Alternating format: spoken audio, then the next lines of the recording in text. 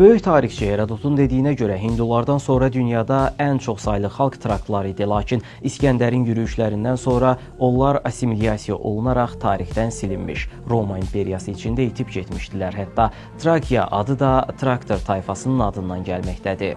1800-cü illərin sonlarına doğru Osmanlı imperiyasının gücü xeyli zəifləmişdi və Bolqarıstan da daxil olmaqla Balkan ölkələri bu fürsətdən istifadə etdilər. Çar Rusiyasının da dəstəyi ilə Bolqarıstanda milli azadlıq hərəkatı alovlandı və nəticədə 1908-ci ildə tam müstəqil bir dövlətə çevrildi. Hətta 1-ci Dünya müharibəsi illərində Bolqarıstan Osmanlı dövləti ilə eyni cəbhədə mübarizə apardı.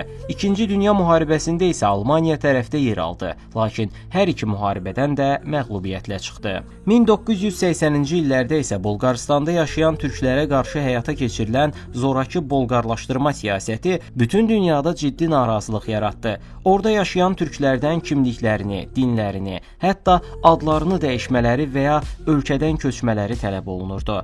Beləcə, Bolqarıstan türkləri ya assimilyasiya ediləcəkdi, ya da ölkədən qovulacaqdılar. Türkiyənin o vaxtlar ora hərbi güc göndərməsi gözlənilmirdi və vəziyyəti diplomatik yollarla həll etməyə çalışırdı.